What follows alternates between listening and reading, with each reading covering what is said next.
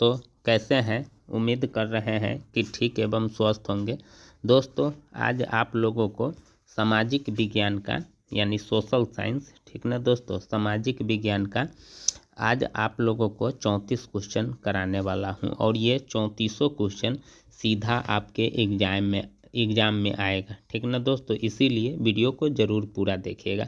तो दोस्तों चलिए फटाफट देर न करके क्वेश्चन सबको देख लेते हैं कि एक नज़र सरसरी नज़र से कि क्या इसका आंसर होने वाला है। देखिए, भारत का सबसे लंबा राष्ट्रीय राजमार्ग कौन है? ठीक ना दोस्तों, भारत का जो सबसे लंबा राष्ट्रीय जो राजमार्ग है वो NH 44 है। इसका ऑप्शन बी होगा, ठीक ना। दूसरा है कि सबसे बड़ा रेल जोन कौन है? तो सबसे बड़ा रेल जोन जो है वह उत्तर रेलवे है। इसका ऑप्शन बी हो जाएगा। उसके बाद देखिए, वायु परिवहन का राष्ट्रीयकरण कब किया गया था? ये जो आप देख रहे हैं, वायु परिवहन का राष्ट्रीयकरण कब किया गया था? तो इसका 1953 डी में यानी 1953 में किया गया था। डी इसका सही ऑप्शन होगा, ठीक है। उसके बाद देखिए, सदिया से धुबरी तक कौन राष्ट्रीय जलमार्ग है? सदिया से धुबरी तक कौन राष्ट्रीय जलमार्ग है? तो राष्ट्रीय जलमार्ग 2 है। इसका सही ऑप्शन बी हो जाएगा। उसके बाद 51 देखिए क्या कहता है, फाल्टा विशेष आर्थिक क्षेत्र कहाँ है? तो फाल्टा विशेष जो आर्थिक क्षेत्र जो है वह पश्चिम बंगाल यानी ऑप्शन सी होगा। उसके बाद है मोनाजाइट किस राज्य में सर्वाधिक पाया जाता है? तो मोनाजाइट जो है वह केरल में पाया जाता है। इसका सही ऑप्शन ए होगा, ठीक है। उसके बाद 53 देखिए, भारत का काटनोपोलिस किस नगर को कहा जाता है? इसका सही ऑप्शन दोस्तों कौन होगा? बी यानी मुंबई को कहा जाता है, ठीक है। उसके बाद कुद्रेमुख में कौन खनिज पाया जाता है? तो कुद्रेमुख में लौह अयस्क पाया जाता है। इसका सही ऑप्शन डी होगा। उसके बाद देखिए, त्रिवेणी नहर का निर्माण कहाँ किया गया था? तो त्रिवेणी नहर का निर्माण पश्चिमी चंपारण यानी ए ऑप्शन इसका सही होगा, ठीक है। चलिए, इन परियोजनाओं में से कौन सीतामढ़ी जिले में स्थित है? ये जो आप देख रहे हैं कौन परियोजना है जो सीतामढ़ी जिला में स्थित है? तो बागमती परियोजना यानी बागमती नदी पर परियोजना का काम चल रहा है, ठीक है ना। इसका सही ऑप्शन बी हो जाएगा। उसके बाद अभद्र उत्पादन में भारत का विश्व में कौन सा स्थान है? तो पहला स्थान है। इसका सही ऑप्शन ए हो जाएगा। भारत में चाय का अग्रणी उत्पादक राज्य कौन है? तो भारत में चाय का अग्रणी उत्पादक राज्य असम है यानी डी ऑप्शन हो जाएगा, ठीक है। एल्युमिनियम बनाने के लिए किस खनिज की आवश्यकता पड़ती है? तो बॉक्साइट की आवश्यकता पड़ती है। सी ऑप्शन सही होगा। 50 सेंटीमीटर से कम वर्षा वाले क्षेत्रों में कौन सी स्थिति उत्पन्न होती है? तो सूखा की स्थिति उत्पन्न होती है। सही ऑप्शन बी होगा। उसके बाद किस नदी को बिहार में बाढ़ का मुख्य कारण माना जाता है? तो दोस्तों कोसी नदी के कारण बिहार में बाढ़ का मुख्य कारण माना जाता है। सी ऑप्शन सही होगा।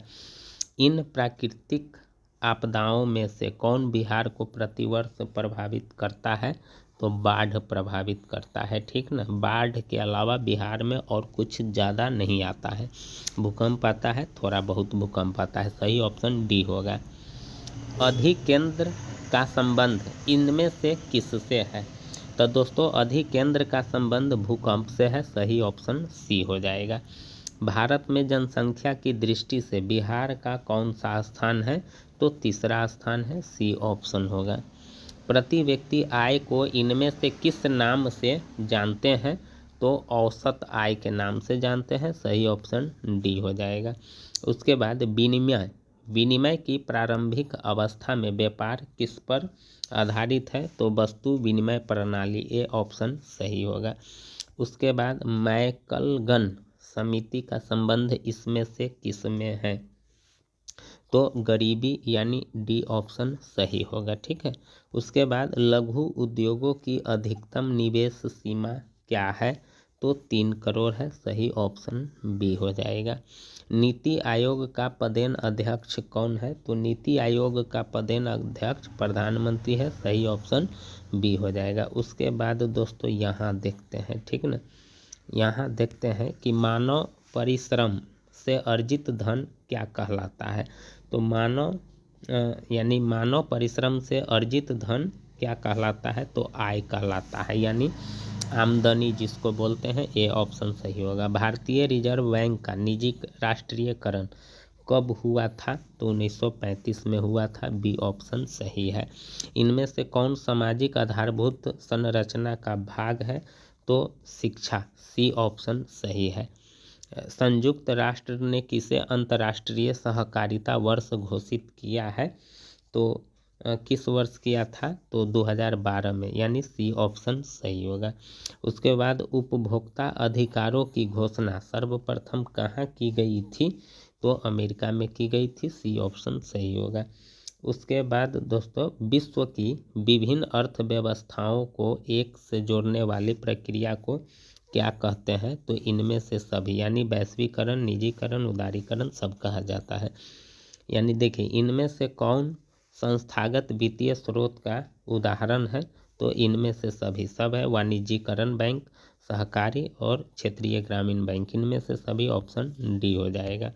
उसके बाद भारत का अधिकांश कार्यबल किस क्षेत्र में कार्यरत है? तो तृतीयक क्षेत्र, इसका सही ऑप्शन सी हो जाएगा। भारत में मौद्रिक नीति का निर्धारण कौन करता है?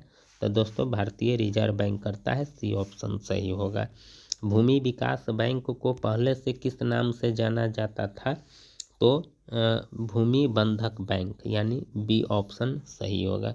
उसके बाद इनमें से किस जमा में कोई ब्याज नहीं मिलता? तो इनमें से चालू जमा जो होता है उसमें ब्याज आपको नहीं मिलता है, डी ऑप्शन सही होगा। तो इस प्रकार से दोस्तों 34 क्वेश्चन मैं आप लोगों को कराया। 34/34 नंबर आने की संभावना है, जो सीधा आपके एग्जाम में आएगा। तो दोस्तों अगर आपको अच्छा लगे तो ज़रूर वीडियो को लाइक कीजिएगा और चैनल को भी ज़रूर सब्सक्राइब कीजिएगा और थोड़ा आगे बढ़ाने की कोशिश कीजिएगा, ताकि आपको अच्छे से अच्छे क्वालिटी प्रदान कर सकूं। तो आज के लिए बस इतना ही दोस्तों, थैंक यू, धन्यवाद। मुस्कुराते रहिए, परीक्षा की तैयारी करते रहिए, ऑल द बेस्ट।